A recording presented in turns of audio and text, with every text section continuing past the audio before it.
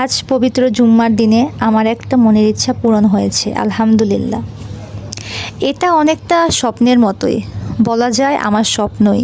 কারণ গত 2-3 বছর যাবৎ এই জিনিসটা আমি সবসময় চাইতাম এবং খুব করে চাইতাম আল্লাহর কাছে।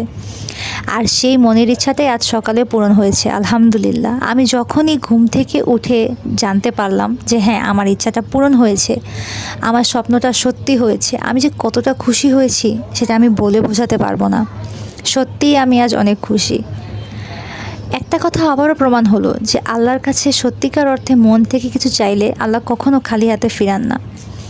হয়তো আমরা সঙ্গে সঙ্গে পাই না, হয়তো ধৈর্য ধরতে হবে, অপেক্ষা করতে হবে, কিন্তু দিন শেষে একদিন আপনি পাবেনই ইনশাআল্লাহ। সবার জন্যই আমার মন থেকে দোয়া রইল।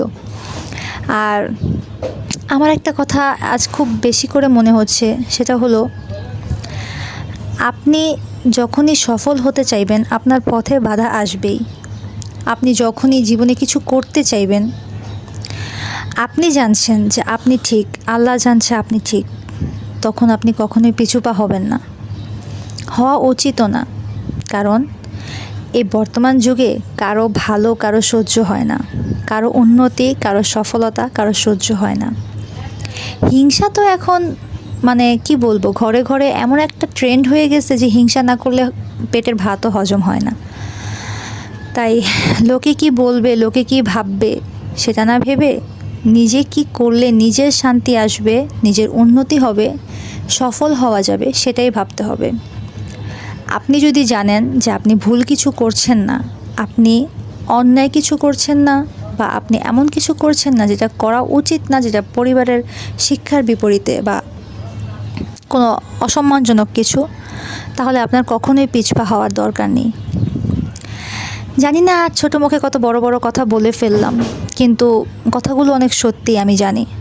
আর আমিও আমার জীবনে এই অল্প ছোট জীবনটাতে অনেক কিছু দেখেছি, সাফার করেছি, শারীরিক মানসিক অনেক দিক দিয়েই অনেক অভিজ্ঞতা হয়েছে আমার।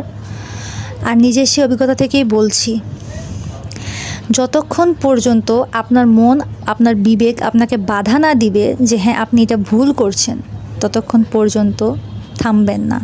নিজের মন যেটা চায় সেটাই করুন, মনের কথাই শুনুন।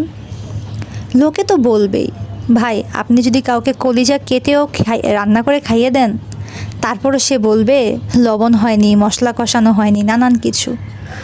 তো কেন ভাই, কেন? যেটাতে নিজের শান্তি হবে সেটাই করুন। দিন শেষে আপনার ভালোটাও আপনাকেই দেখতে হবে, আপনার খারাপটাও আপনাকে